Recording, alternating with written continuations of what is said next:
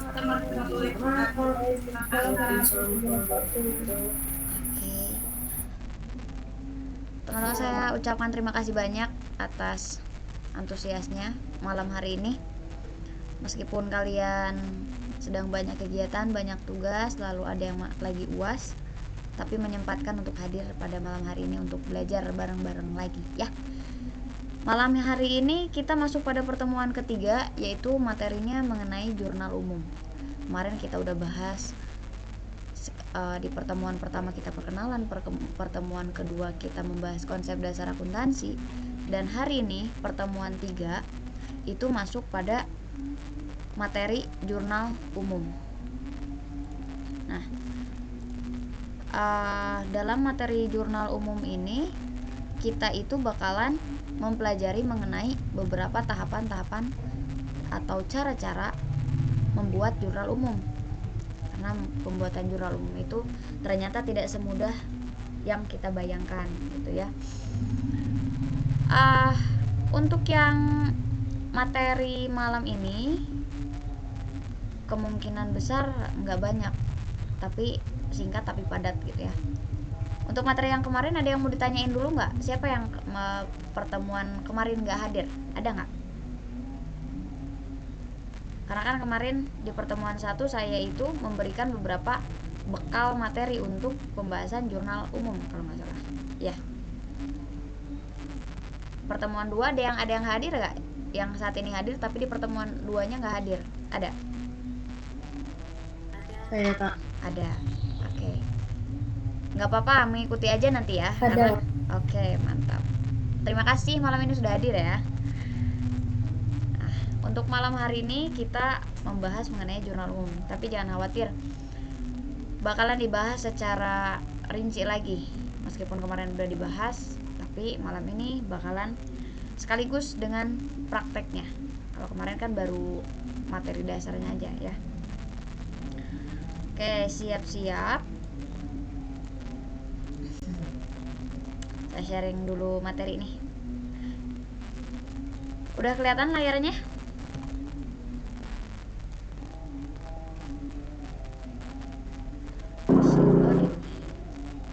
Udah kelihatan ya? Sudah Kak.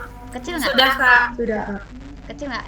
Enak nggak di layar kalian kayak gini tampilannya?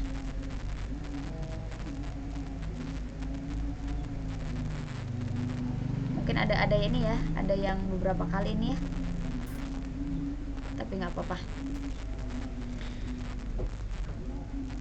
Oke, kita mulai. Kemarin sudah dibahas pada konsep dasar akuntansi bahwa dalam pembuatan sebuah laporan keuangan kita bakalan belajar mengenai prosesnya atau sering kita sebut sebagai siklus akuntansi. Nah, di dalam siklus akuntansi itu ada beberapa tahapan. Yang pertama, jurnal umum. Itu yang paling dasar tuh jurnal umum. Yang kedua, ada buku besar. 3, ada neraca saldo. Yang keempat, apa? Ada yang masih ingat? Keempat dan seterusnya coba dibuka lagi catatannya. Saya minta satu orang buat menyebutkan proses pembuatan laporan keuangan dari mulai jurnal umum atau siklus akuntansi ya, dari mulai jurnal umum sampai kepada jurnal penutup. Ada yang mau? Saya Kak, saya. Boleh, silakan. Dari jurnal umum, terus setelah itu ada buku besar, terus neraca saldo, AJP, kertas kerja, terus ada laporan keuangan, setelah itu jurnal penutup. Jurnal penutup, mantap. Laporan keuangannya ada berapa? Ada 5. Ada 5, apa aja? Laporan laba rugi, laporan perubahan ekuitas, laporan neraca, laporan arus kas, dan laporan atas laporan keuangan. Oke, mantap. Nah, dari kelima laporan keuangan tersebut kita bakalan membedah lagi nantinya itu. Tidak hanya tahu namanya aja, melainkan harus tahu cara pembuatannya, fungsinya untuk apa, kemudian korelasi dengan tahapan-tahapan yang lainnya itu seperti apa. Tapi sebelum ke laporan keuangan, kita harus menempuh dulu jalan yang paling pertama yang harus kita tempuh atau yang harus kita lalui dulu sebelum kita masuk kepada materi laporan keuangan, yaitu apa? Materi jurnal umum. Ya, dalam jurnal umum ini kita menganut prinsip atau metode pencatatan yang biasanya disebut dengan double entry bookkeeping, melainkan pencatatan 2 akun atau lebih. Kalau misalkan di dalam jurnal umum hanya ada 1 akun, berarti itu belum bisa dikatakan jurnal, karena jurnal itu minimal ada 2 akun, ada debit, ada kredit, seperti itu. Kalau 3 gimana Kak? Boleh. Kalau 4 boleh, 5 boleh, asalkan apa syaratnya? Antara debit dengan kredit harus seimbang saldonya. Mau berapapun akunnya, yang penting akunnya terlibat dalam sebuah transaksi tersebut, itu diperbolehkan. Yang nggak boleh apa? Yang nggak boleh akun yang tidak terlibat tapi kita masukkan ke dalam jurnal tersebut dan mengakibatkan ketidakseimbangan saldo antara debit dengan kredit, itu yang nggak boleh. Itu prinsip utamanya dalam jurnal umum. Nah, sekarang kita mulai dari pengertian dulu. Kalau untuk yang sudah tahu, berarti alhamdulillah minimal sudah ada bayangan bahwa jurnal umum itu bentuknya tabel, ada akun, ada angka, dan ada referensi dan lain-lain, ya. Nah, untuk yang belum tahu sama sekali, jurnal umum itu bisa dikatakan sebuah kita itu melakukan sebuah pembukuan terhadap transaksi. Nah, di sini ada jurnal umum merupakan jurnal yang membukukan semua transaksi. Itu yang pertama. Maksudnya apa? Jadi, sebelum pencatatan melakukan jurnal umum, kita harus benar-benar memahami tentang konsep dasar akuntansi.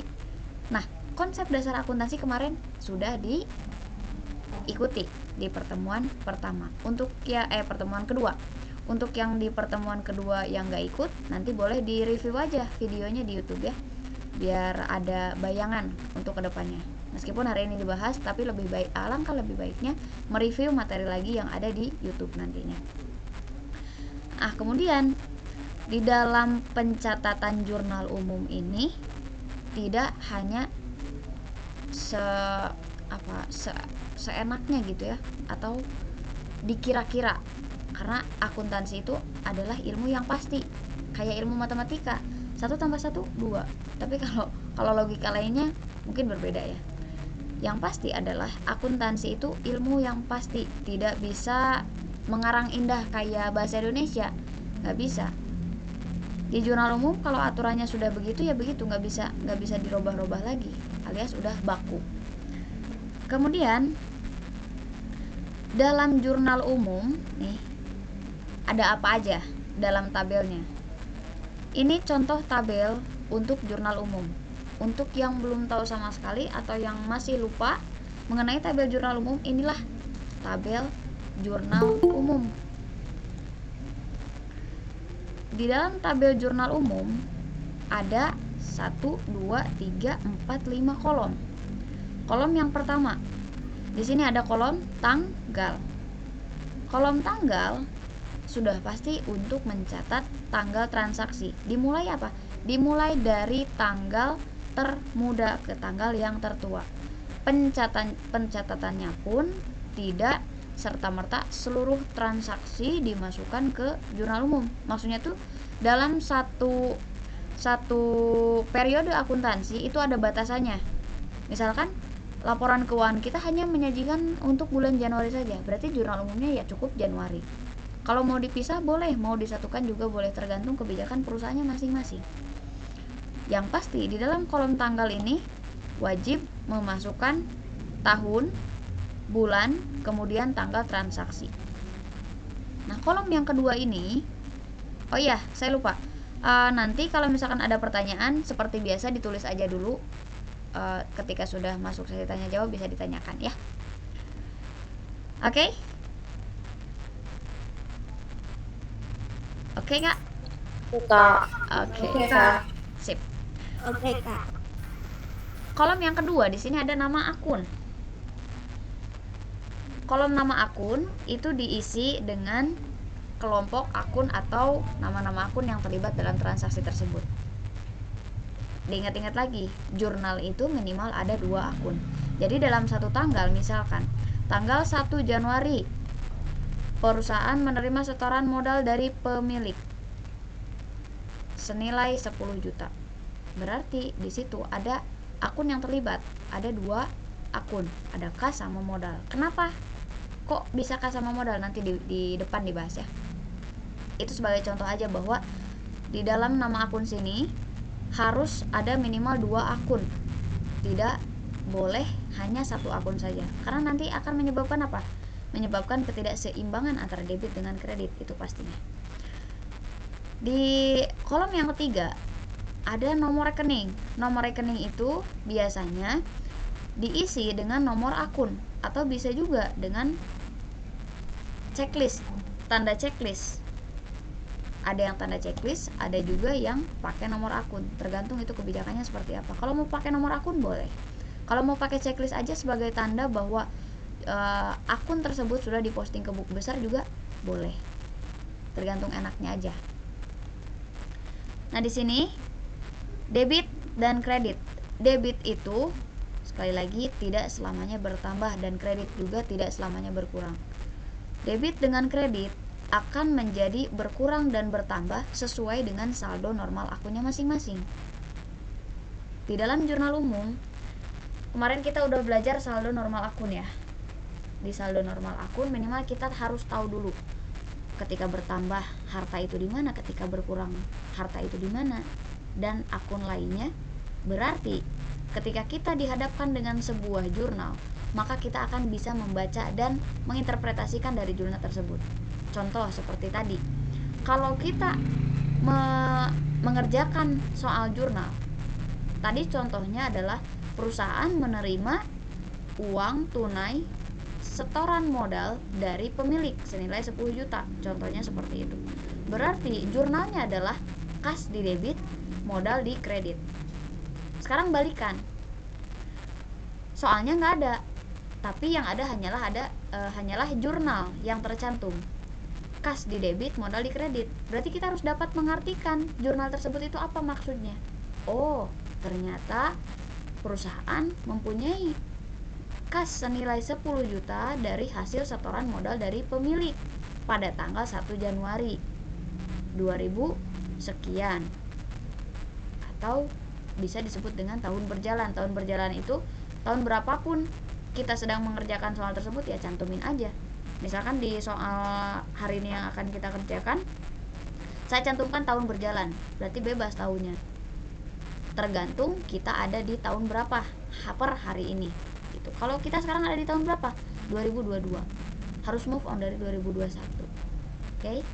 Biasanya sih masih lupa-lupa, masih sering nulis atau nyantumin tahun 2021. Kalau di bulan-bulan Januari itu masih bulan-bulan lupa lah untuk tahunnya.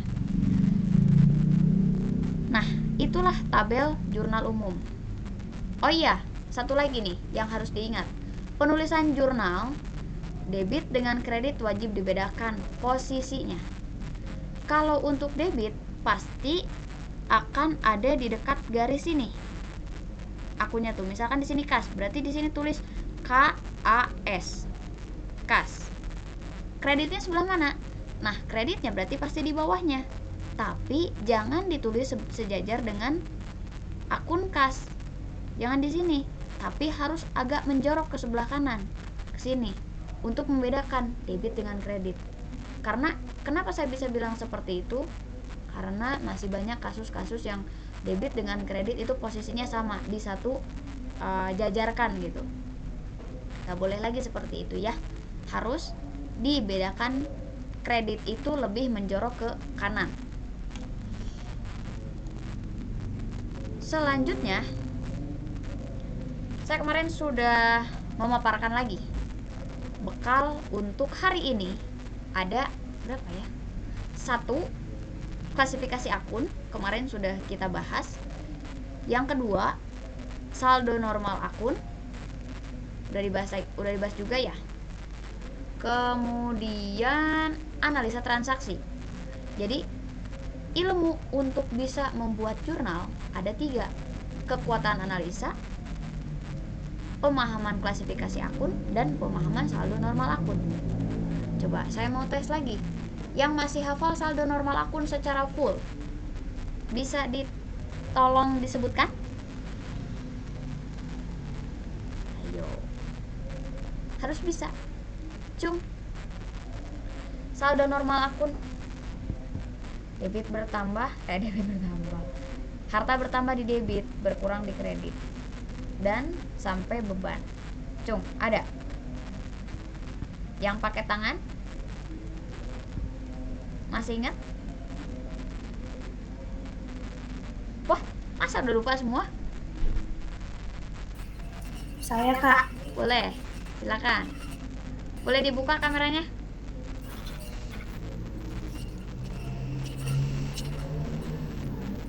Coba. Gimana nih? Mbak Nur, Mama Nur, ini Mama Nur ya?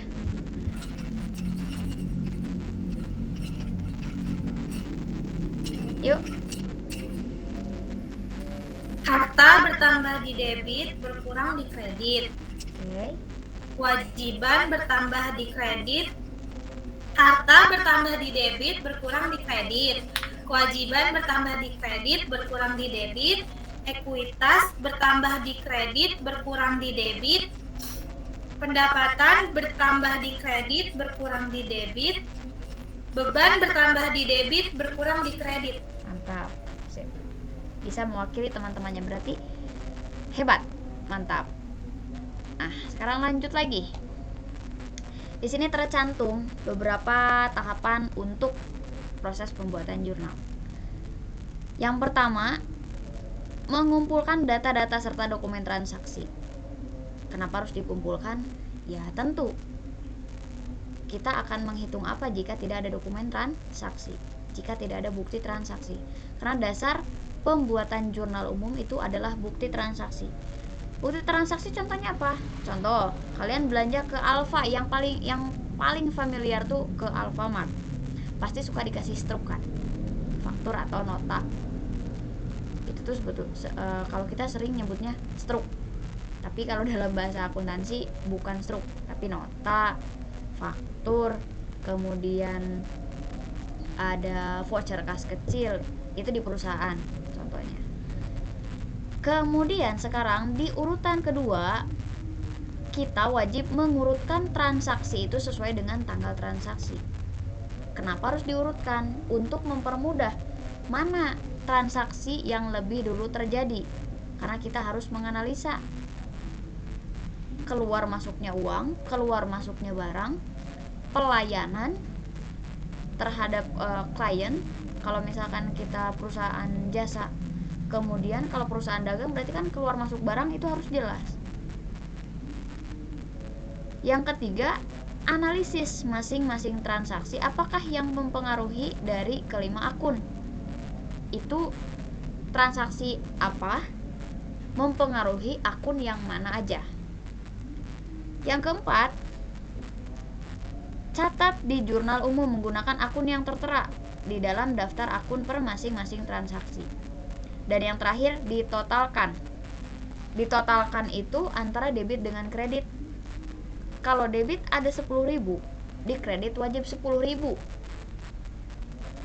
Kalau misalkan debit 10.000, di kreditnya ada 5.000, berarti otomatis si kredit itu bakalan iri terhadap si debit. Akhirnya apa? Marah kredit itu. Setelah marah, kita yang pusing, harus nyari nominalnya yang 5.000 lagi itu dari mana? Kemana hilangnya? Kayak gitu. Satu hal lagi, di dalam akuntansi kan menganut sistem balance atau saldo yang seimbang atau sama. Tapi balance itu insya Allah udah aman ya. Kalau nggak balance itu udah pasti salah. Minimal balance aja dulu dalam akuntansi itu. Kalau balance udah aman, udah tenang lah kesananya.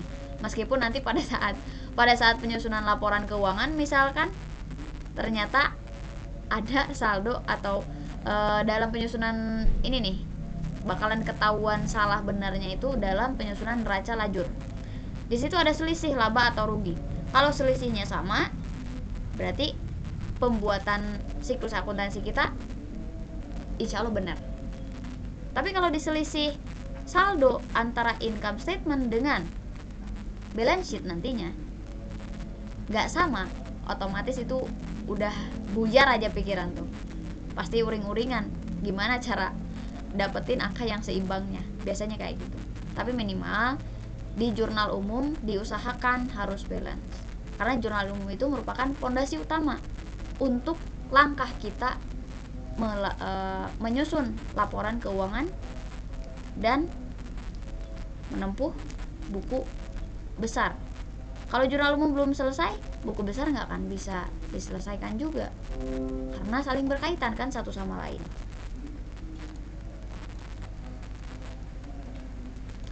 Itu proses pembuatan jurnal umum. Kemudian kesalahan-kesalahan nih, untuk saldo normal nggak perlu dibahas lagi, nanti kita langsung ke penerapannya aja di soal. Di sini ada kesalahan yang sering terjadi nih. 1. Salah menganalisis transaksi. Jelas, kalau kita salah menganalisis transaksi, otomatis analisa akunnya pun bakalan salah.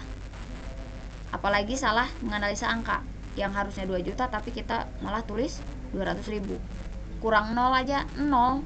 1 0 dalam akuntansi itu sangat berharga. Ada burung. 1 0 dalam akuntansi itu sangat berharga. Meskipun 0, tapi kalau di belakang, tapi kalau di depan 0-nya nggak berarti. Yang poin B sekarang itu belum memahami aturan debit kredit. Itu kesalahannya. Makanya dari kesalahan-kesalahan yang sering saya temui, makanya saya kasihlah di awal pemahaman aturan debit kredit atau saldo normal akun, karena itu sangat dibutuhkan. Yang ketiga, pencatatan di jurnal umum tidak secara historis. Tidak secara historis itu maksudnya tidak sesuai tanggal yang terjadi. Misalkan dari tanggal 1 loncat ke tanggal 5, padahal tanggal 3 ada transaksi. Meskipun hanya terlewat beberapa tanggal, tapi tetap saja kalau tidak historis, kalau tidak sesuai dengan urutannya dari tanggal muda ke tanggal tertua, itu otomatis bakalan membuat kita sedikit kesulitan dalam apa? Dalam posting nantinya. Yang keempat itu salah mencatat nomor akun dan jumlah angka yang harus dimasukkan ke debit dan kredit. Jelas, kenapa nomor akun bisa mempengaruhi? Karena nomor akun itu bakalan digunakan dalam proses pembuatan buku besar. Contoh misalkan, kas harusnya 111, tapi kita malah menulis 211. Otomatis kas itu bakalan masuk ke kelompok kewajiban, meskipun kita maksudnya adalah kelompok harta. Tetap saja bakalan salah kalau kita salah nomor akun.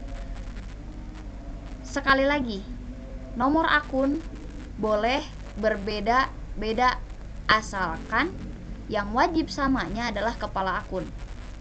Kepala akun 1 untuk kelompok harta semua. Pokoknya harta wajib pakai kepala akun 1.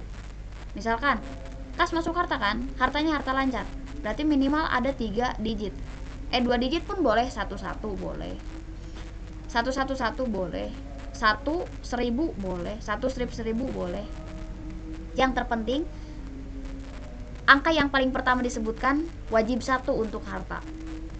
Yang kedua adalah kewajiban. Gak boleh kewajiban tiba-tiba disimpan di kelompok 1, gak boleh. Contoh, Nur Afiani itu anggotanya kelompok 2, tapi pas begitu mau presentasi ikutan ke kelompok 1. Pasti kan kelompok 1 ini siapa? Bakal kaget kan? Nah, kelompok akun pun sama. Kalau misalkan ada yang tidak sesuai dengan aturan, yang bingung bakalan kita juga. Masih mending kalau kitanya paham aturan penomoran akun, masih kita bisa akalin gitu. Gimana nih caranya? Meskipun udah tanggung ada di atas, kita lagi nyatet manual, gimana ngakalinnya? Kalau misalkan terjadi kesalahan penulisan, kita bakalan bisa ngakalin. Tapi kalau kita awam, usahakan sesuai dengan aturan. Biar apa? Biar kita lancar ke depannya. Itu kesalahan-kesalahan. Kemudian kita langsung masuk aja ke contoh soal, karena untuk pengantar jurnalnya sudah dipaparkan di pertemuan sebelumnya. Untuk yang belum bisa nonton, nanti diusahakan nonton aja dulu sambil mengikuti sekarang ya. Nah, di sini ada 5 soal. Sekarang saya bakalan bagi 5 soal ini ke 5 orang. Kira-kira siapa yang mau menjadi sampel 5 orang? Tapi bakalan saya jelaskan kok. Bukan saya kasih begitu aja, enggak. Tapi saya ingin kalian explore terlebih dahulu. Nah, nanti ketika ada kesalahan saya bakalan jelaskan. Nggak ada kesalahan pun saya bakalan jelaskan. Silakan, Cung, belajar mandiri dulu karena tahapan-tahapannya sudah oh iya, saya kasih dulu kuncinya deh untuk yang mau coba nih. Tahapan membuat jurnal yang pertama, saya kasih contoh dulu ya. Analisa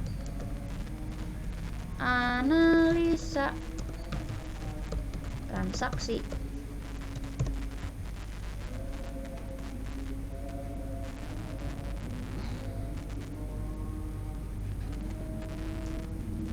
Yang kedua, tentukan akun yang terlibat. Saya contohkan satu soal dulu ya. Yang ketiga, tentukan kelompok akun. Yang keempat, tentukan posisi akun. Yang kelima, susun jurnal. Saya contohkan untuk soal yang pertama di sini.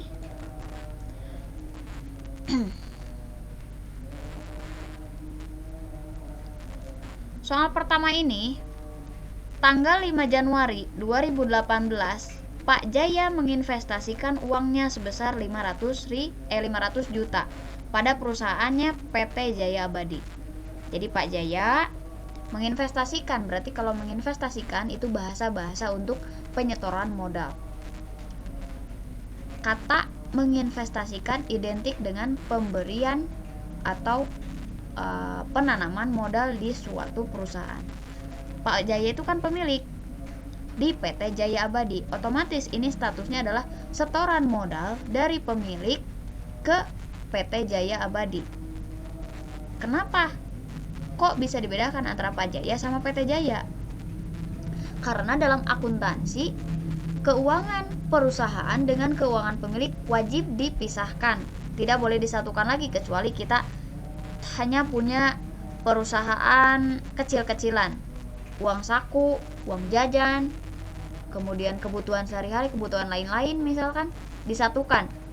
Nah, karena kita memposisikan diri sebagai akuntan perusahaan, maka kita wajib mencatat itu dari sudut pandang PT Jaya Abadi ini, tidak dari sudut pandang Pak Jaya. Kalau Pak Jaya kan menyetorkan modal, otomatis uangnya Pak Jaya berkurang.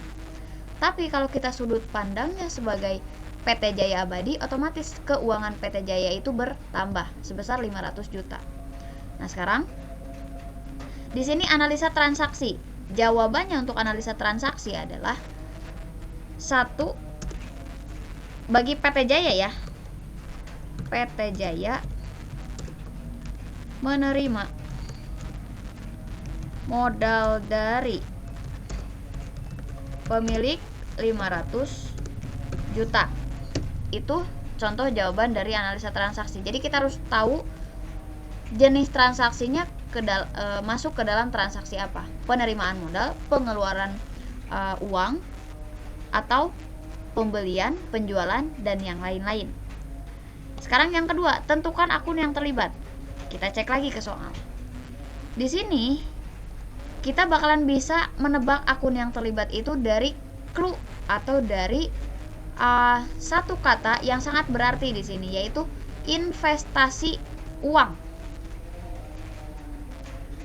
Posisinya kita sudut pandangnya sebagai PT Jaya. Otomatis PT Jaya menerima uang sebesar 500 juta. Maka yang paling pertama ditulis adalah kas.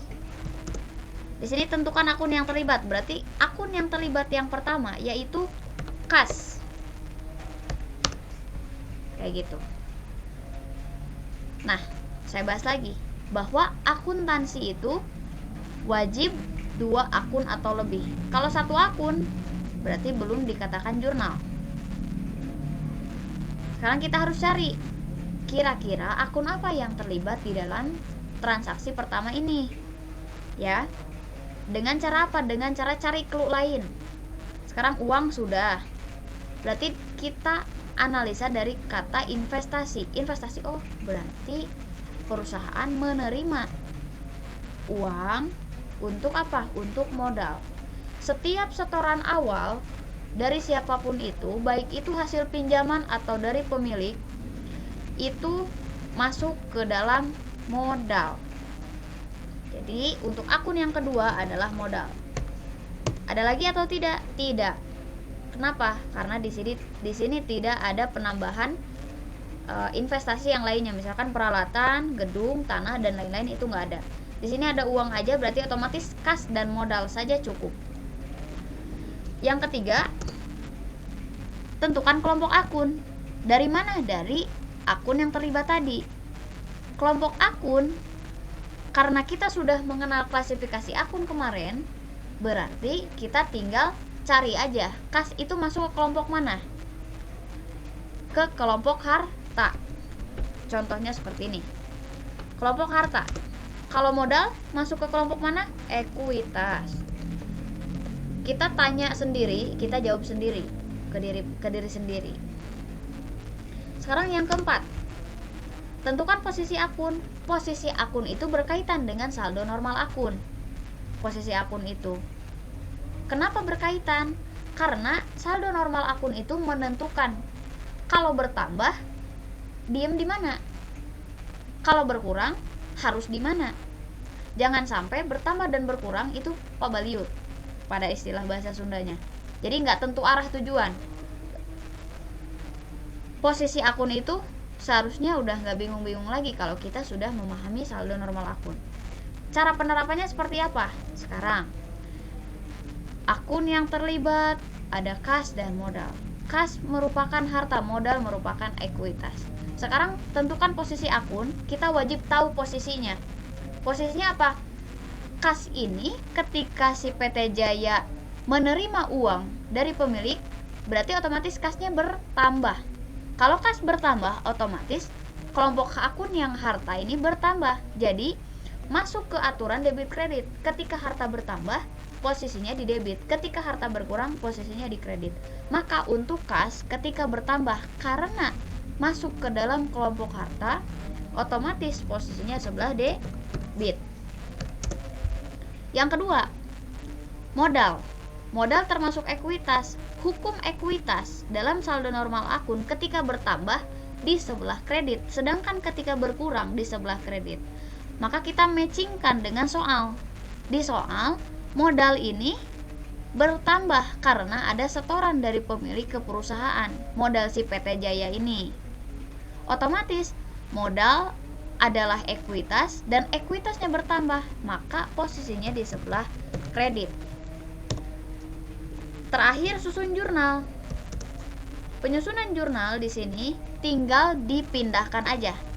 Kas, oh di debit, berarti kas, debit, kemudian modal di kredit. Ini jangan sebelah sini biar kelihatan untuk jurnalnya. Nah, di sini aja. Ini penyusunan jurnal ya. Kas, debit, modal, kredit. Nominalnya berapa? Di sini 500 juta. 500 juta. Tapi nggak boleh kayak gini ya. Kalau penulisan asli harus wajib lengkap nolnya. 500 juta. Nah, seperti ini. Oke. Dua nolnya dihilangin aja biar nggak ini. Bisa dipahami ini untuk contohnya? Bisa, Kak. Oke. Kalau bisa, coba tolong dikerjakan sekarang. Untuk keempat nomor ini, boleh kalian siapapun itu pilih satu nomor satu orang, 4 orang aja. Mau siapa? Nomor 2 mau siapa? Saya nomor 5, Kak. Boleh, Nomor dua. Benedikta nomor 5. Oke. Nomor 2 Kak, nomor 2. Elivia nomor 2. 3 dan 4 siapa?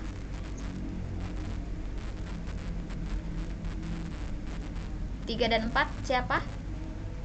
Anggi nomor 3, Kak. Anggi nomor 3. Oke, nomor 4? Nomor 4, Cung.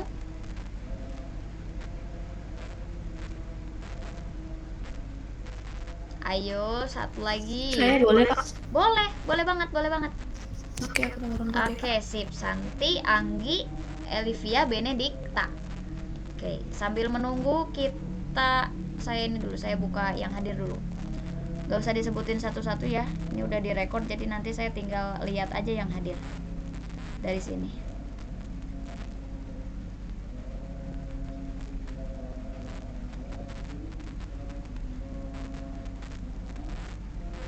Oke, ada 27 orang berarti ya.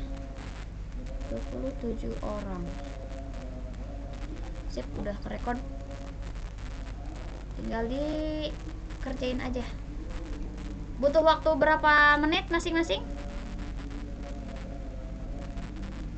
Sekarang Kak. Oke, tunggu yang lain. 5 menit aja lah, 5 menit sampai 30.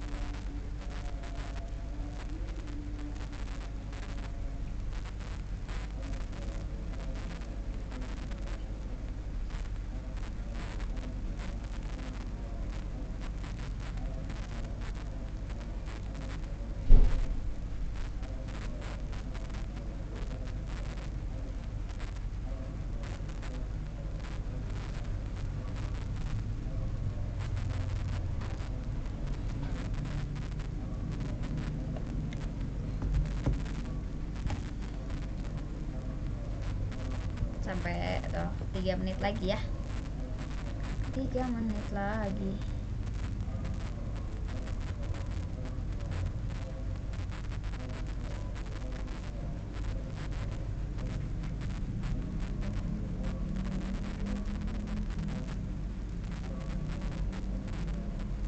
Story dulu ah.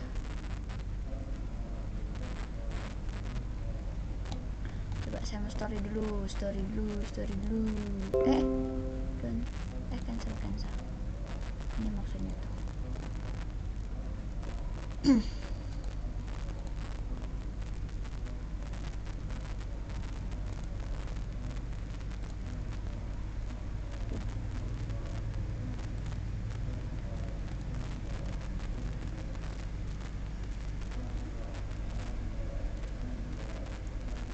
Yang lain kalau mau nyoba-nyoba boleh kok.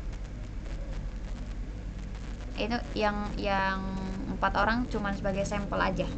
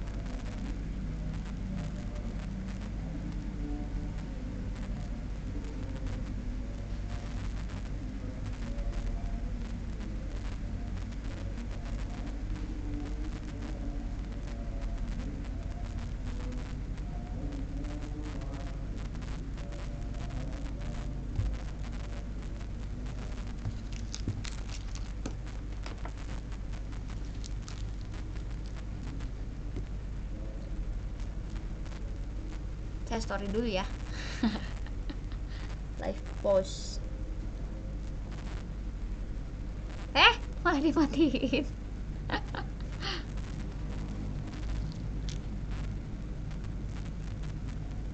Udah ketahuan belum?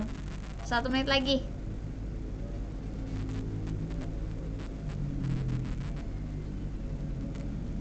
Ada yang udah? Dari 4 orang tadi?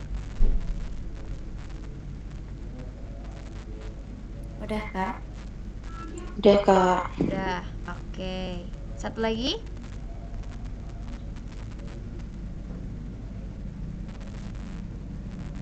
Udah. Udah.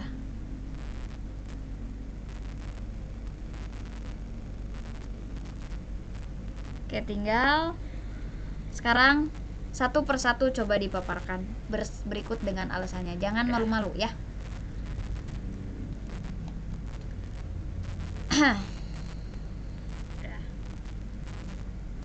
Mau siapa dulu? Dari nomor 2 dulu.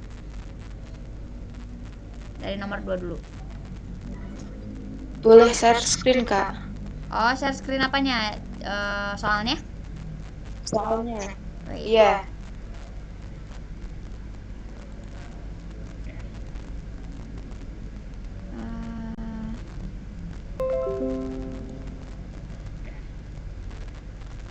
Bentar. Sebentar lagi anak.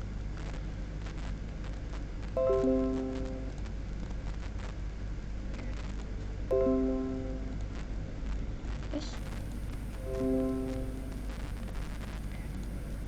Bentar. Ulang.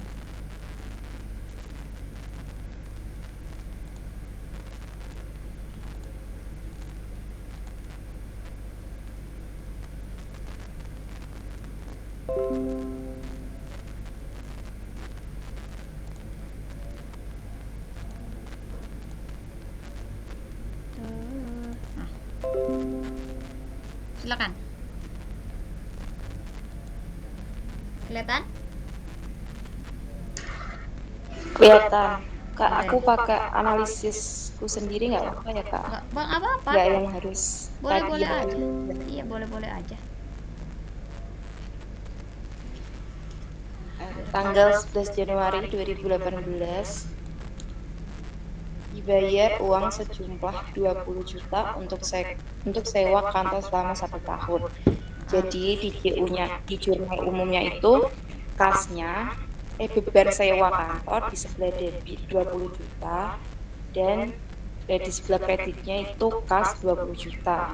Alasannya kenapa kasnya dikredit karena perusahaan itu kan membayar sewa kantornya uang dan kasnya itu kan kurang, jadi di sebelah kredit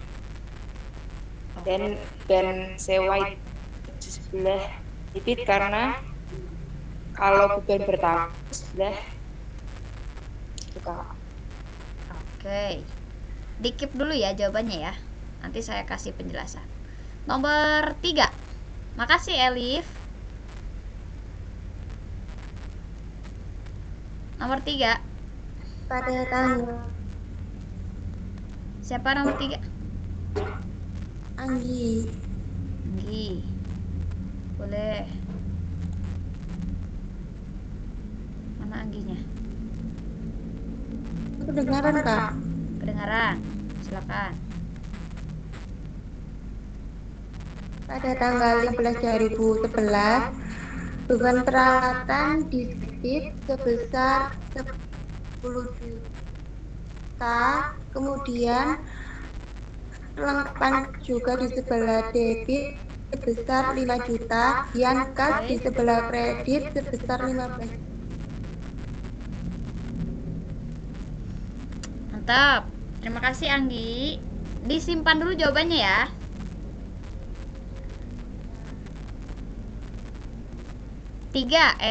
Empat, nomor 4. 4 siapa tadi? Pada tanggal 20 Januari. Oke, silakan Santi. Boleh dibuka Tanggal on 20 Januari. kameranya? Bentar. Biar kelihatan.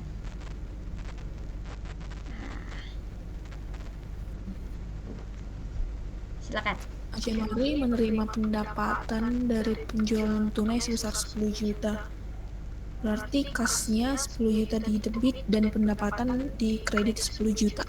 Oke. Thank you Santi. Terakhir. Nih, pamungkas nih. Pamungkas. Siapa? Nomor 5 saya, Kak. Oke, silakan. Cantik. Tanggal 25 Januari 2018 membayar gaji pegawai untuk bulan Januari sebesar 20 juta. Nah, di sini akun yang berpengaruh itu adalah beban gaji dan kas, di mana beban gaji di debit sebesar 20 juta dan kas di kredit sebesar 20 juta. Terima kasih, Kak. Oke, mantap. Nah, sekarang nih kunci jawabannya.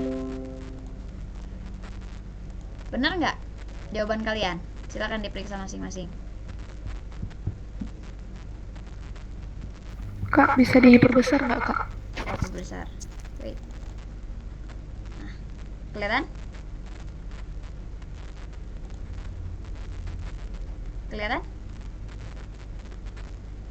Kak. Kelihatan, Kak. Oke. Jawaban kalian benar? Benar, Kak. Benar, Kak. Benar, Kak. Ada yang salah nggak? Kalau untuk aku itu nama akunnya aku pakai yang beban sewa. Tapi di kakak kan beban sewa dibayar di muka. Kalau setauku yang di jurnal umum itu di beban di nama akunnya beban sewa dulu nggak apa-apa. Terus kalau di join baru disesuaikan. Setahuku kayak gitu ya Kak, tapi nggak tahu. Oke. Jadi gimana Kak benernya? Jadi kita bahas, oke? Nah, sekarang masuk ke pembahasan soal yang tadi. Nomor 1 sudah kita bahas, sekarang nomor 2. Ya. Ingat-ingat bahwa ada 5 tahapan dalam pembuatan jurnal umum tadi. Yang pertama analisa transaksi, yang kedua penentuan nama akun yang terlibat, ketiga penentuan kelompok akun, keempat penentuan posisi akun, debit atau kreditnya, dan yang terakhir menyusun jurnal. Nah, sekarang karena tadi di tanggal 5 sudah dibahas di soal yang pertama, sekarang yang soal kedua. Terima kasih untuk jawaban-jawaban 4 orang yang barusan, itu mewakili rekan-rekan yang lainnya. Berarti ketika 4 orang itu berhasil, artinya semuanya berhasil. Amin ya.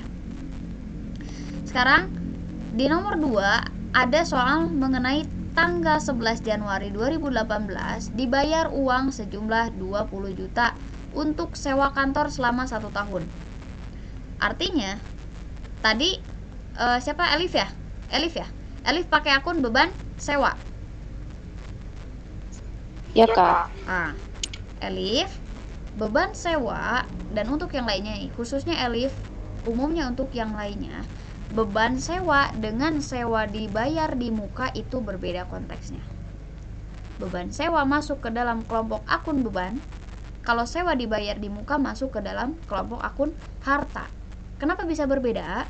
Karena di sini keterangan pembayaran untuk 1 tahun.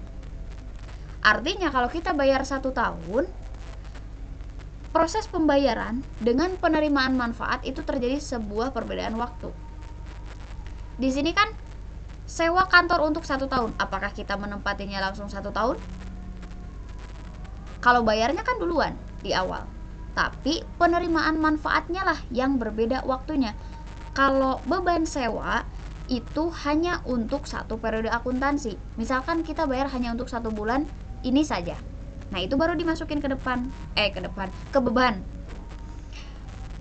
Kalau kita membayar lebih dari 1 periode akuntansi, berarti kita wajib memasukkan transaksi tersebut ke dalam akun sewa dibayar di muka, atau secara umum dikatakan dengan akun beban dibayar di muka. Nah, kata beban itulah akan diganti dengan sesuatu yang kita bayar. Kalau kita bayar asuransi, otomatis akunnya menggunakan akun asuransi dibayar di muka. Kalau misalkan kita bayarnya untuk 2 bulan, masuk ke dalam beban dibayar di muka juga, bukan beban asuransi, bukan beban saja maksudnya. Tergantung kita konteksnya membayar apa. Kalau kita bayar kosan untuk 1 tahun, berarti kosan dibayar di muka. Kalau kita bayarnya cuma 1 bulan, berarti beban kosan aja, karena antara pembayaran dengan penerimaan manfaat masih dalam satu periode akuntansi. Seperti itu. Perbedaan dengan beban dengan beban yang dibayar di muka. Bisa dipahami untuk perbedaan tersebut? Bisa, Kak. Yang lain bisa? Bisa, Kak. Oke, mantap. Kalau bisa, sip. Kalau bisa, otomatis. Nah, sekarang ada perbedaan lainnya lagi nih. Antara pendapatan dengan pendapatan diterima di muka. Itu yang paling sering ketukar. Kenapa? Karena ada kata yang sama, yaitu pendapatan dan beban. Beban sewa. Beban sewa dibayar di muka. Apa ya bedanya? Kalau sekilas itu terlihat sama, tapi ternyata tidak sama, hanya serupa aja. Yang namanya serupa belum tentu sama, dan tidak sama memang, hanya serupa aja, hanya mirip. Misalkan Anggi mirip Elivia, hanya mirip aja, bukan berarti Anggi itu Elif, bukan berarti Elif itu Anggi. Contohnya seperti itu. Nah, sekarang untuk jawaban nomor 2, tadi kan kita menerapkan kelima proses ya. Berarti analisa transaksinya, jawabannya adalah di sini melakukan transaksi pembayaran sewa kantor selama 1 tahun. Itu jenis transaksinya. Ada kata kunci, bayar sewa kantor untuk 1 tahun. Nah, kalimat untuk 1 tahun itulah yang akan menentukan kita memakai akun apa, bebankah atau dibayar di muka kah, seperti itu. Nah, sekarang untuk tahapan yang keduanya, akun yang terlibat di situ, karena di sini ada pembayaran sewa, otomatis ada take and give. Take-nya apa? Kita mempunyai hak guna atas kantor. Hak guna ya. Kalau give-nya berarti kita mengeluarkan uang, kita mengorbankan uang. Untuk apa? Untuk pembayaran tentunya. Ya kali kita sewa tapi nggak bayar. Kan tidak seperti itu. Kecuali kita sewanya sewa ke saudara, sewa ya, tapi ketemu lunas, nggak kayak gitu. Nah, sekarang berarti ada 2 akun yang terlibat. Yang pertama kas, yang kedua sewa dibayar di muka. Tahapan yang ketiga sekarang. Tahapan yang ketiga kita menentukan kelompok akun. Sewa dibayar di muka dengan kas, dua-duanya masuk ke dalam kelompok harta. Tapi hati-hati, meskipun keduanya termasuk ke dalam kelompok harta, tapi ada yang bertambah, ada yang berkurang. Nah, sekarang kalau kita membayar sewa kantor di muka selama 1 tahun, otomatis yang bertambahnya adalah hak guna. Hak guna tersebut adalah akunnya sewa dibayar di muka. Berarti sewa dibayar di muka itu statusnya bertambah. Otomatis kalau harta kita bertambah, berarti masuk ke debit. Sewa dibayar di mukanya debit, seperti ini, 20 juta, dan kasnya berkurang di sebelah kredit, seperti itu ya. Sewanya bertambah, kasnya berkurang. Kenapa kas berkurang? Karena kita bayar sewa, bos, untuk 1 tahun. Kalau kita bayarnya untuk 1 bulan gimana? Tergantung harga sewa per bulannya berapa, kayak gitu. Nah, nanti sewa dibayar di muka ini bakalan ada sangkut pautnya dengan AJP, dengan penyesuaian. Karena ketika terjadi sebuah transaksi nih, pembayarannya di awal lebih dari 1 periode akuntansi, otomatis ada sesuatu yang harus diakui, yaitu apa? Penggunaannya nanti. Contoh, bayarnya 11 apa itu? 11 Januari 2018. Di tengah-tengah tahun, misalkan di bulan Juni, kita lagi menyusun laporan keuangan bulan Juni. Apakah sewa dibayar di muka tersebut masih berstatus nominalnya itu jumlahnya 20 juta? Tidak. Karena setiap bulannya, setiap periodenya itu pasti dihitung penggunaannya. Berarti kalau 20 juta setahun, artinya per bulannya berapa? Tinggal 20 juta aja dibagi 12 bulan. Kalau kita lagi menyusun bulan Juni, nanti kayak gimana KJP-nya? Otomatis dihitung dari penggunaan Januari. Januari masih tanggal 11 nih. Berarti otomatis masih dihitung 1 bulan. Januari, Februari, Maret, April, Mei, Juni. Berarti yang sudah dipakai 6 bulan ketika kita menyusun laporan keuangan per 30 Januari, Februari, Maret, April, Mei, Juni. 30 Juni. 6 bulan yang sudah dipakai. Lalu gimana sisanya? Sisanya statusnya nanti masih sewa dibayar di muka, dan yang terpakai nanti akan menjadi beban sewa. Itu nanti hubungannya dengan AJP lah. Ini mah secara sekilas aja dulu biar nggak pusing. Bahwa sewa dibayar di muka ini merupakan akun yang akan disesuaikan pada saat proses penyesuaian. Itu aja, titik. Selanjutnya di nomor 3. Kalau ada pertanyaan boleh di-cut aja dulu sekarang. Kalau ada pertanyaan ya. Karena udah masuk ke studi kasus. Kalau mau nanya langsung diungkapin aja. Kalau studi kasus nanyanya dinantiin itu bisa-bisa lupa. Oke, kalau misalkan mau tanya langsung tanya ya.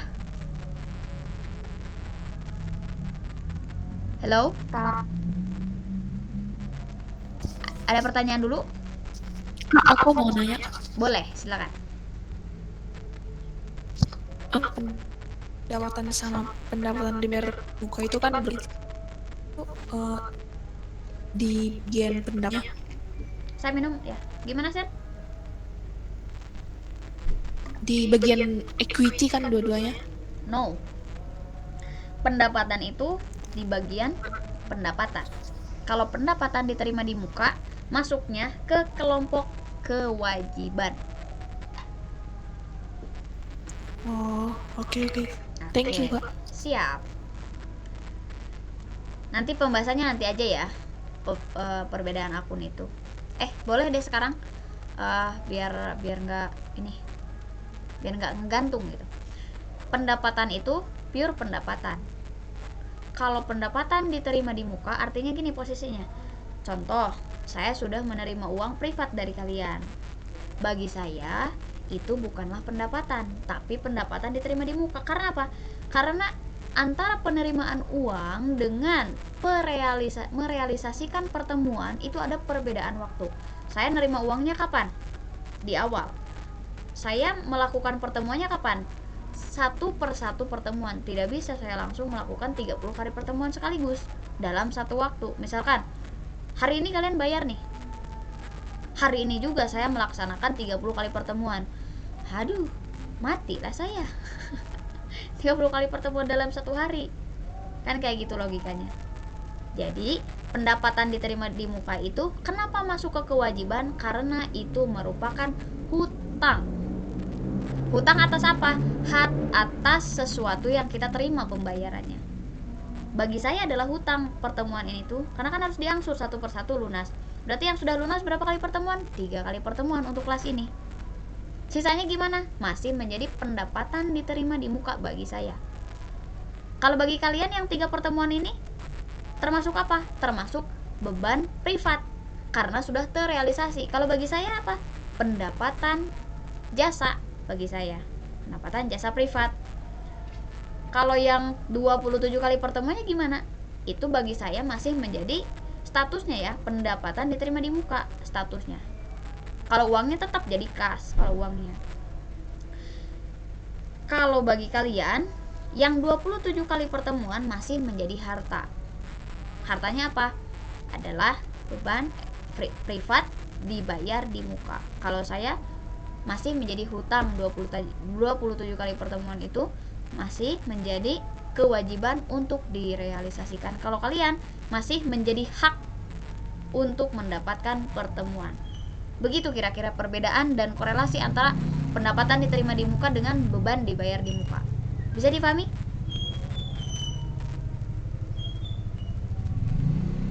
Gimana Santi? Hilang. Oke. Sip. Kita lanjut ke soal 3. Tanggal 15 Januari 2018 membeli peralatan dan perlengkapan kantor masing-masing sebesar 10 juta dan 5 juta. Oke, berarti analisa transaksinya, jawaban dari langkah pertama dalam analisa transaksi di sini jawabannya adalah kita membeli peralatan dan perlengkapan. Otomatis kalau mau beli, oh pasti bertambah nih peralatan sama perlengkapannya. Kalau kita beli, oh berarti uang kita berkurang nih, kecuali kita pakai uang dari orang lain, kita nggak ngeluarin uang. Biasanya itu sering terjadi ke teman-teman kita yang jajan, mereka yang makan gitu. Tapi nggak apa-apa ya, jokes saja itu. Hampir sama, nggak hampir sama juga sih, cuman dalam kasus nomor 3 ini, ketika ada yang dibeli, otomatis ada yang dikorbankan. Apa? Uang. Kalau tunai transaksinya. Kalau misalkan transaksinya kredit, yang dikorbankan apa? Kita punya utang, berarti utangnya bertambah. Seperti itu. Dan utang itu akan menjadi kewajiban. Untuk apa? Untuk dibayar. Gak bisa dibiarin gitu aja ya. Kalau utang tuh harus dibayar. Sebentar.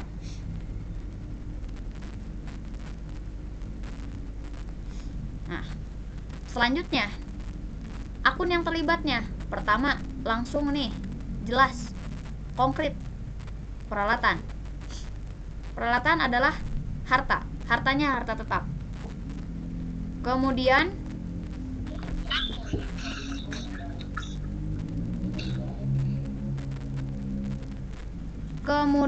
di sini ada perlengkapan. Perlengkapan termasuk apa? Coba saya mau tanya deh. Selain Santi dan yang 4 orang tadi, perlengkapan masuk ke kelompok apa?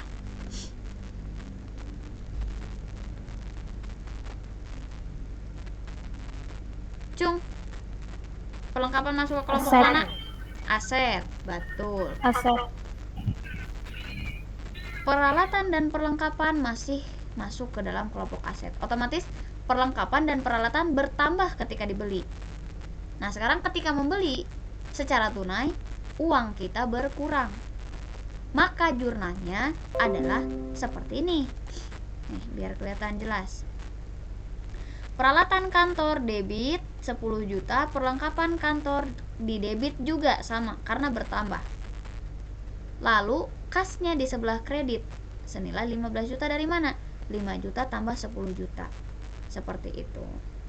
Bisa dipahami untuk jurnal yang ketiga ini?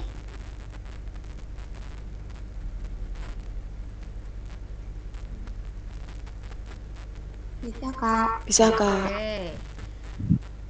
Ada pertanyaan dulu? Coba yang lain ada yang mau ditanyain nggak?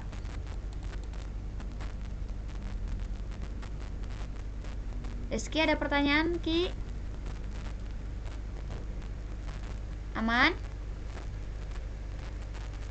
Aman. Coba yang lain lagi.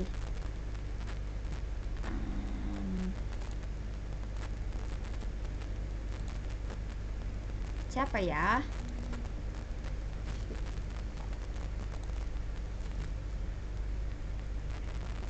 Kalau yang ada mukanya Cinta nih, Cinta saya baru lihat lagi Cinta. Cinta aman, Cinta? Udah jelas Kak, belum ada Udah pertanyaan. jelas. Mantap kalau udah jelas. Yang lain nggak ada kendala, nggak ada keluhan? Nggak ada keluhan. Aduh pusing. Aduh puyeng. Kepala pusing. Solusinya ada nggak? Belum ada Kak. Belum ada. Oke, berarti udah jelas semua? Jelas? Jelas. Oke, sip. Kalau Jelas, jelas, Kak. kalau jelas coba acungin jempolnya.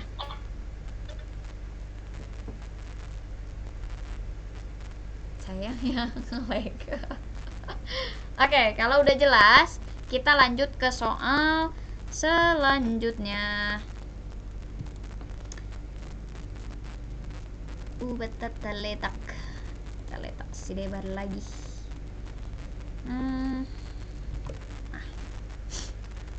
Soal selanjutnya di sini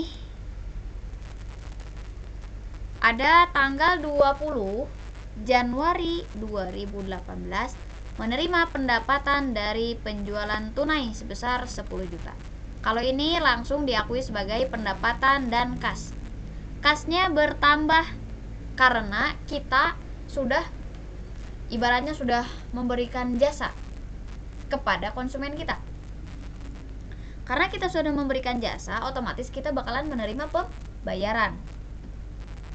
Kalau nggak dibayar gimana, Kak? Jangan khawatir, ada akun piutang. Kalau dibayar langsung, kita langsung punya kas dan pendapatan. Kalau misalkan belum dibayar, artinya kita mempunyai piutang dan pendapatan. Seperti itu. Bedanya tunai dan tidak tunai, tunai dan kredit. Hampir sama dengan transaksi kita sebagai pihak yang menerima jasanya. Berarti kalau kita bayar secara tunai, otomatis kas kita berkurang, kemudian kita mendapatkan jasa dari si pemberi jasa.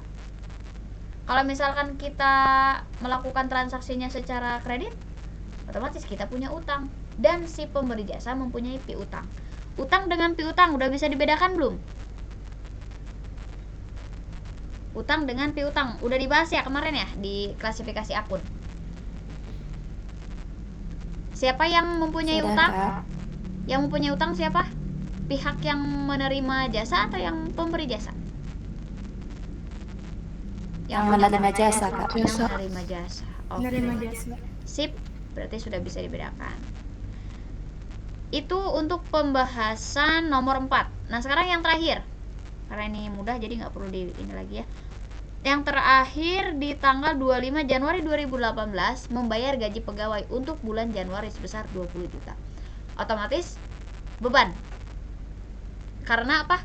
Untuk bulan Januari aja. Kalau misalkan si PT Jaya Abadi ini membayar gaji karyawan untuk 3 bulan ke depan, dibayar di muka, otomatis beban gaji dibayar di muka. Kalau membayar gajinya untuk per bulan Januari aja, itu langsung diasumsikan sebagai beban gaji bertambah sebelah debit, di kreditnya pakai kas. Karena apa? Karena kita bayar pakai uang. Kalau kita bayar pakai mobil, berarti mobil kita yang berkurang. Karena kamu kerjanya bagus sehingga menghasilkan laba perusahaan naik, nih mobil kantor buat kamu, misalkan gaji hanya gitu bonusnya, boleh aja kalau perusahaannya baik. Seperti itu ya perbedaan di akun, kemudian cara penerapan akun sekaligus dengan posisi akun di debit atau di kreditnya tuh sakti, ilmu yang saktinya ada di pemahaman saldo normal akun. Sampai situ untuk materi malam ini. Silahkan kalau ada yang ingin ditanyakan lebih jauh lagi, boleh. Oh ya, mau latihan soal pribadi atau nggak perlu? Mau latihan soal pribadi atau tidak perlu? Pribadi dong, Kak. Pribadi. Oke, nanti Kalau ada soalnya. Oke, siap. Kalau misalkan mau latihan soal pribadi, saya kasih soalnya nanti di WA ya, di grup WA ya. Untuk pengumpulannya boleh langsung dikumpulin aja di grup. Kalau misalkan udah selesai, boleh langsung dikumpulin. Gitu. Untuk apa? Untuk menguji sejauh mana pemahaman kalian terhadap pembuatan jurnal. Karena orientasi kita adalah ke depan, bukan untuk hari ini aja. Kalau mau nyontek, jangan. Diusahakan jangan. Karena apa? Karena ini untuk ujian, menguji diri kita sejauh mana kemampuan kita dalam pembuatan jurnal umum. Minimal jurnal umum aja dulu. Saat ini kita bareng-bareng bikin jurnal umum. Mau yang udah tamat siklus akuntansi, mau yang udah tamat kuliahnya, kita sama. Pada dasarnya hari ini kita lagi belajar jurnal umum. Otomatis kalau dikasih tugas, boleh dikerjain, boleh tidak. Terserah kalian. Karena tidak ada pemaksaan. Untuk apa? Untuk supaya kegiatan kalian juga aman, yang lebih utamanya. Kalau di sini di jurnal umum yang kalian anggap misalkan udah bisa, nggak apa-apa, nggak ngerjain juga, boleh. Kalau ingin lebih bisa lagi, boleh dikerjakan. Gitu aja paling dari saya. Untuk tugasnya nanti dikirim di WA ya, di grup ya. Oke. Oke, Kak. Sip. Ada lagi yang ditanyakan? Yang lain gimana? Aditya Taufik nggak ada suaranya nih. Tim boy. Adit, ada yang ditanyain nggak, Dit? Belum ada, Kak. Belum ada. Bisa dipahami, Dit?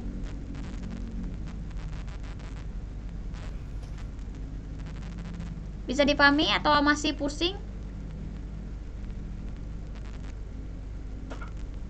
Adit? Gak ada suaranya. Gak ada. Kak, kalau periodenya 3 bulan atau 6 bulan atau 9 bulan itu beban apa mah? Gak kelihatan. Ulangi. Kok gak ada? Oh ini. Dari Alicia Hikmatul Zikro. Kak, kalau periodenya 3 bulan atau 6 bulan atau 9 bulan itu beban sewa atau sewa dibayar di muka, Kak? Gini. Kalau misalkan ini pertanyaannya periode akuntansinya 3 bulan, kemudian bayarnya untuk 3 bulan. Pokoknya gini aja intinya. Contoh, kita itu sedang menyusun laporan keuangan bulan Januari. Lalu, pada saat bulan Januari tersebut, terjadilah sebuah transaksi pembayaran sewa untuk 3 bulan ke depan, 6 bulan, 9 bulan, dan sekian. Berarti itu masuk ke beban sewa dibayar di muka. Sekarang mungkin maksud dari pertanyaan ini adalah gini. Kalau kita bayar 3 bulan, sedangkan kita sedang menyusun laporan keuangan untuk 3 bulan, berarti otomatis yang bulan Januari Februari itu nggak ada laporan keuangannya. Laporan keuangannya per triwulan, berarti per 3 bulan atau 9 bulan atau 6 bulan. Misalkan bayarnya 3 bulan, 6 bulan, dan 9 bulan, tergantung bayarnya berapa. Dan hari ini sedang menyusun laporan keuangan berapa periode. Saya kasih contoh kayak gini. Hari ini kita sedang menyusun laporan keuangan bulan Maret. Karena kita menganut prinsip pembuatan laporan keuangan itu per triwulan, misalkan, lalu ada transaksi pembayaran sewa kantor untuk 3 bulan, kita menyusun laporan keuangannya per triwulan, otomatis Januari, Februari, Maret itu masuk ke dalam beban sewa. Bisa dipahami sampai situ?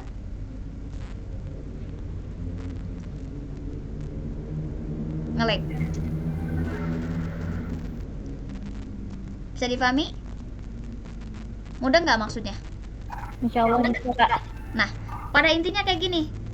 Berapapun itu pembayarannya, mau 3 bulan, berapapun itu periode akuntansinya, pada intinya, kalau misalkan kita membuat pembayaran lebih dari 1 periode akuntansi.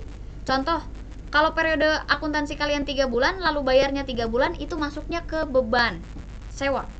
Kalau misalkan periode akuntansi kalian per triwulan, sedangkan pembayaran beban sewanya untuk 4 bulan, otomatis itu masuknya ke dalam sewa dibayar di muka. Pokoknya lebih dari 1 periode akuntansi wajib ke sewa dibayar di muka. Kalau misalkan sama, masih dalam kurun waktu 1 periode akuntansi, mau itu 3 bulan, 6 bulan, 9 bulan, atau setahun pun, atau setahun sekalipun gitu ya, tetap menjadi beban sewa. Seperti itu penjelasan untuk pertanyaan dari Alicia Hikmatul Zikro. Bisa dipahami, Adek? Alicia mana? Alicia. Mana Alicianya? Insya Allah bisa, Kak. Oke, sip. Kalau bisa, ada lagi yang mau ditanyakan?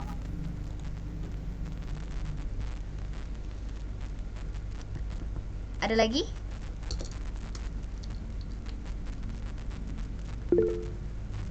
Oke nih. Kak, kalau gaji yang terutang tapi belum dibayar masuk ke akun apa? Yang namanya gaji yang terutang otomatis masuk ke beban utang beban, utang beban. Atau bahasa Inggrisnya tuh expense payable. Utang beban kita bisa diganti dengan utang gaji. Kalau di sini konteksnya gaji yang terutang atau gaji yang belum dibayar.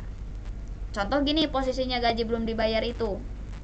Bukan berarti gajinya nggak akan dibayar ya, karena ngutang, bukan. Posisinya antara pembayaran gaji dengan tutup buku akuntansi berbeda. Lebih duluan tutup buku daripada gajian. Contoh, tutup buku di setiap akhir bulan, end of month misalkan. Di Januari berarti tutup bukunya tanggal 31 kalau end of month, menganut sistem end of month, berarti setiap akhir bulan. 30, 31. Kalau di Februari 28, 29. Sedangkan tanggal gajian setiap tanggal 2 misalkan, atau tanggal 1 atau tanggal 5 dan seterusnya. Berarti di situ ada perbedaan waktu. Tutup buku tanggal 31, sedangkan gajian di bulan selanjutnya, di awal bulan. Maka itu yang dinamakan utang gaji bagi perusahaan, karena tutup bukunya tanggal 31, sedangkan kita nih ngegaji karyawan di tanggal 1-nya setelah tutup buku. Itu yang dinamakan utang gaji atau gaji yang terutang, atau dalam kata lain gaji yang belum dibayar. Seperti itu, Rizky. Rizkynya mana? Rizky Ananda. Nah, bisa dipahami, Dek? Yang lain? Paham maksudnya untuk gaji terutang atau gaji yang belum dibayar? Paham, Kak. Oke. Dengan Rizkynya gimana? Rizkynya yang tanyanya nih. Bisa dipahami? Dek? Ada yang gak ada suaranya, padahal mic-nya mute, unmute. Oke, mungkin mic-nya nggak hidup ya. Lanjut, ada yang mau ditanyakan lagi nggak terkait apapun itulah, dari mulai pertemuan 1 sampai ke pertemuan 3 boleh ditanyakan malam ini. Kalau masih ada yang ingin ditanyakan, masih ada unek-unek untuk ditanyakan, boleh ditanyakan.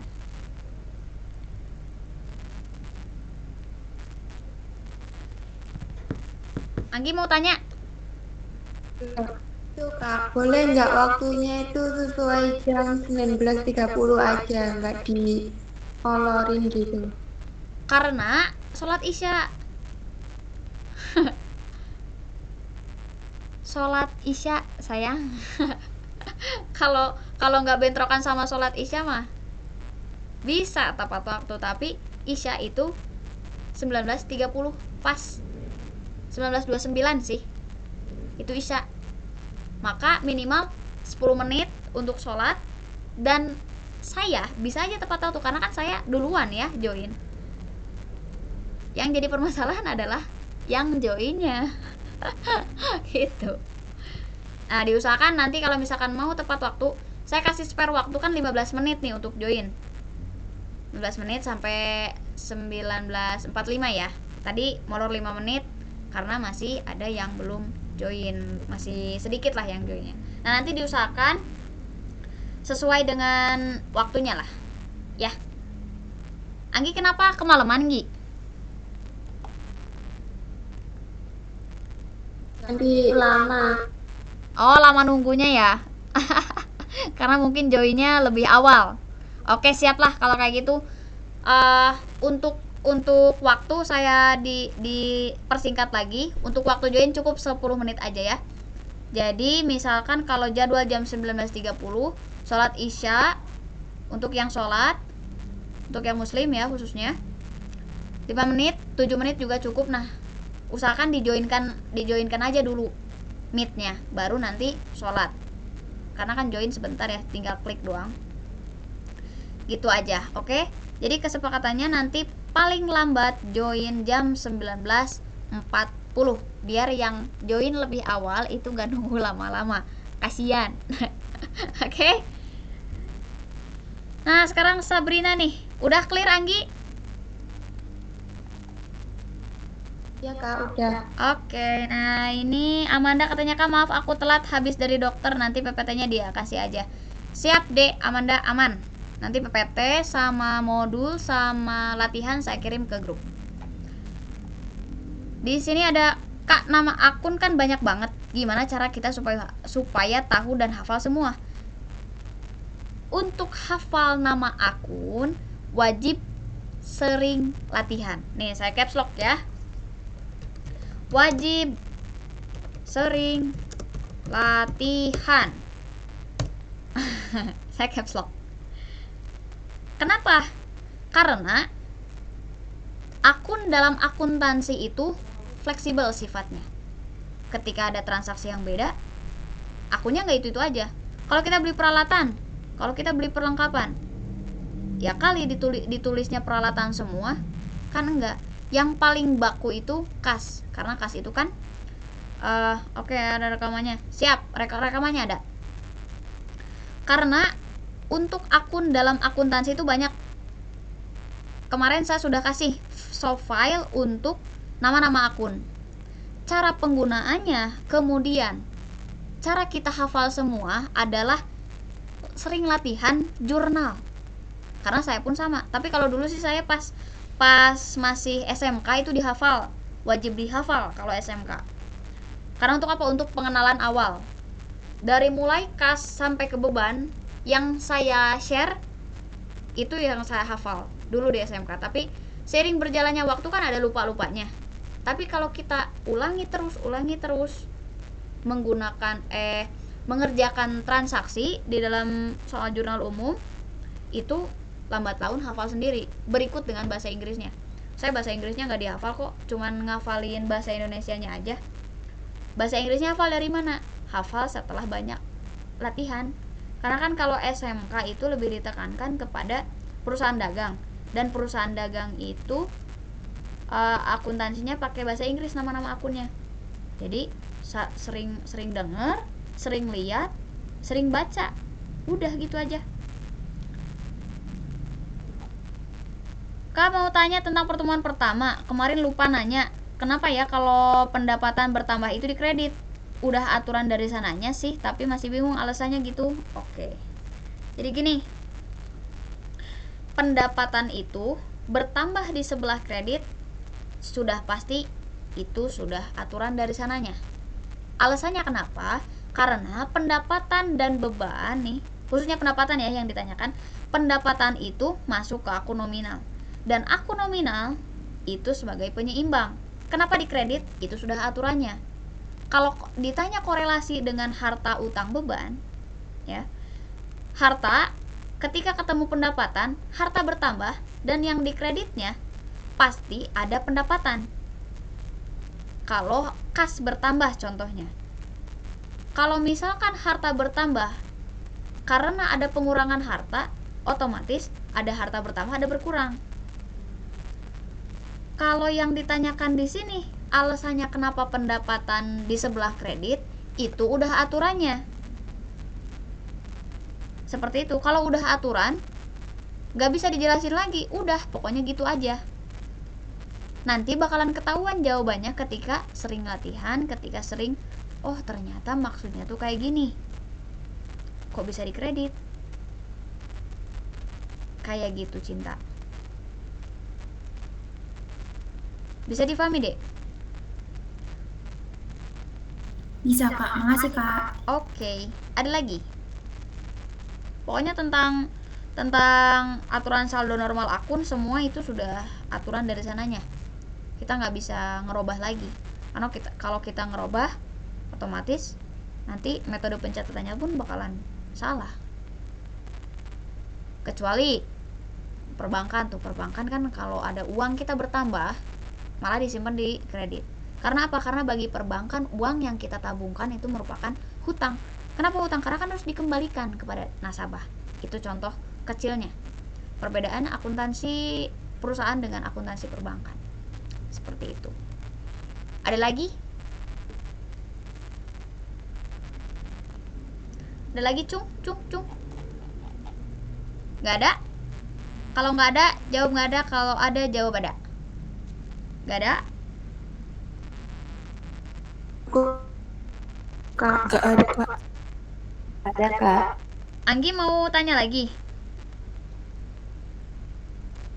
Tidak. Oh, enggak. Oke, siap. Kalau misalkan tidak ada semua, alhamdulillah untuk pertemuan 3 ini sudah selesai. Kesimpulannya adalah dalam proses pembuatan jurnal umum, kalian nggak boleh lupa 5 tahapan yang tadi. Yang ini saya share lagi kesimpulan dulu biar ingat.